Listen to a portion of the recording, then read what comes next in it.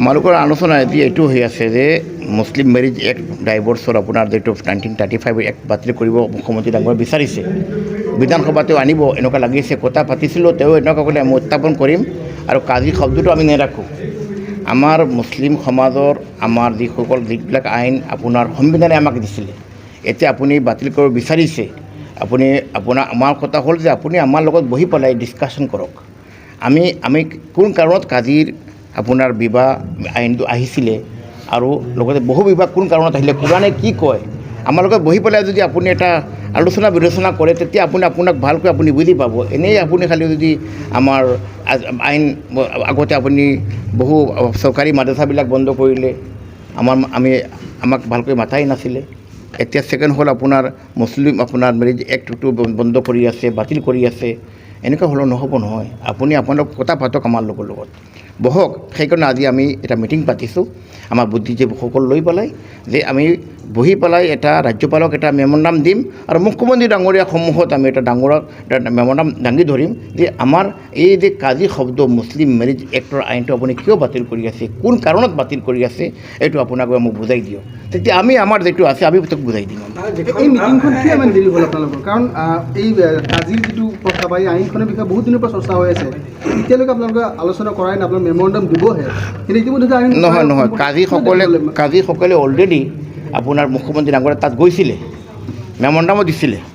আজিৰ পৰা 3 মাহ আগতে আপোনাৰ দেখিছে নেকি পেপাৰত, কেছো চলি আছে, হাইকোৰ্টত কেছ চলি আছে।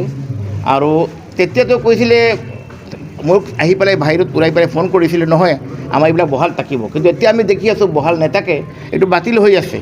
আৰু তেওঁ নিজে মোকো ক'লে যে আমি কাজি শব্দটো আমি আঁতৰাই দিম, আপোনাৰ ৰেজিষ্টাৰ্ড মেৰিজ কৰিব পাৰিব। কিন্তু আমাৰ মুছলিম নিয়ম নীতি আছে, আমি বিয়া কৰিবলৈ তেওঁ ক'লে ঘৰত পৰাই ল'ব।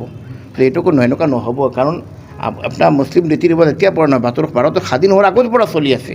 সেইকাৰণে আজি এই মিটিংটো পাতিছোঁ। কওক। আপুনি নহ'ব বুলি কৈছে, নহ'ব বুলি ক'লে মুখত মিডিয়াত ক'লে নহ'ব বুলি ক'লেতো নহ'ব। গতিকে আপোনালোকৰ আমাৰ ষ্টেপ এইটো হ'ল, আপুনি কেনেকৈ বন্ধ কৰিব, আপুনি খালি বন্ধ কৰিলেও নহ'ব, কৰিলেও হ'ব। সেইকাৰণে আমি আপোনাৰ সন্মুখত CMৰ সন্মুখত আমি আজি বহি পেলাই নিৰ্ণয় লৈ আছোঁ। আমি সেই নিৰ্ণয়ক আমি কিছু ব্ৰিফিং তেওঁক দিম। আপুনি কোন কাৰণত, ঠিক আছে বাল্য বিবাহ আছে, কোনো কথা নাই, জম্মুত আমাৰ বাল্য বিবাহৰ পক্ষত নাই, আমাৰ বাল্য বিবাহ পক্ষত নাই, বাল্য বিবাহ বন্ধ কৰক। আমি জম্মুতে আৰু আৰম্ভণিৰ পৰা আমি সংগ্ৰাম কৰি আহিছোঁ যে বাল্য বিবাহ বন্ধ, বহুত ক্ষতি হ'ল, এইটো সঁচা কথা। বাল্য বিবাহ বন্ধ সকলক আপুনি এটা ক্ৰাইটেৰিয়া দিয়ক, নিয়ম নীতি দিয়ক। এই নিয়ম নীতি ভাৰতৰ চৰকাৰৰ যিটো কানুন হিচাপে আপুনি বিয়া পাতক, বিয়া দিয়ক, এইটো কৰক। যিখন অৰ্ডিনেঞ্চ আছে তাত এটা তলত এটা ক্লজ আছে, সেই ক্লজটোত লিখা হৈছে যে এখন নতুন আইন আনিব। কিন্তু যদি আৰ্টিকল 25 চোৱা যায়, তেতিয়াহ'লে এই আইনখন না বাতিল কৰিব লাগে না সংশোধন কৰিব লাগে। আৰু এতিয়া 3টা গোচৰ চলি আছে, 3টা গোচৰত চৰকাৰৰ তৰফৰ পৰা এফিডেভিট দিব লাগে, কিন্তু এতিয়ালৈকে এফিডেভিট দিয়া নাই। তেওঁলোকে এখন 3জনীয়া হাই পাৱাৰ কমিটি গঠন কৰি দিছে, আৰু তাৰে 2জন অমুছলমান। কি ক'ব?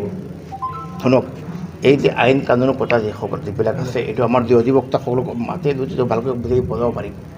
মই আইনৰ কথা নকওঁ ভালকৈ, মই যিটো কওঁ, মই ইছলামক আমাৰ যিটো ৰীতি ৰিৱাজ আছে, এটা বস্তু কৈ ইছলামৰ ওপৰত যিটো আক্ৰমণ হৈ আছে, মোৰ মুখ্যমন্ত্ৰী ডাঙৰ অনুৰোধ থাকিব, আপুনি এইবিলাক আক্ৰমণ পলিটিকেল নকৰাটো ভাল। এই আমাৰ ইছলামৰ ওপৰত বহু বিবাহ কৈ আছে, আগতে আইন আনি আছে, পৰৱৰ্তী আনি আছে, মেৰিজ এক্টৰ কথা কৈ আছে, এইটো আক্ৰমণ আনি আছে।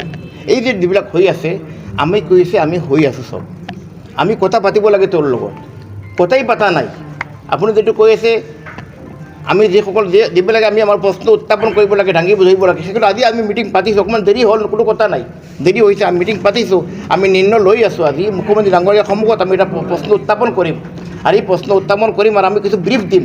আপুনি এই বন্ধ কৰি কোন কাৰণত, আমাৰ এইটো নিয়ম নীতি আছে। আমি আজি আমাৰ জমিয়তৰ আমচুৰ ফালৰ পৰা আমি আজি এটা নিয়ম নীতি বনাম, আৰু আমি নিজে বনাই পেলাই তেওঁৰ সন্মুখত দাঙি ধৰিম। এইটো আপোনাক যদি আমি এই মুহূৰ্তত সোধোঁ, আপুনি এই আইনখন বাতিল হোৱাটো বিচাৰে নে সংশোধন হোৱাটো বিচাৰিব? সংশোধন হোৱা বিচাৰোঁ, বাতিল হোৱা কেনেকুৱা বিচাৰিম আমি?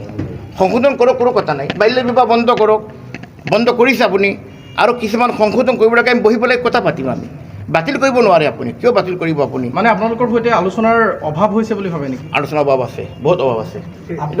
বহু বিবাহ থাকিব লাগিব নেকি? বহু বিবাহ ইছলামে কিয় কয় জানে নেকি?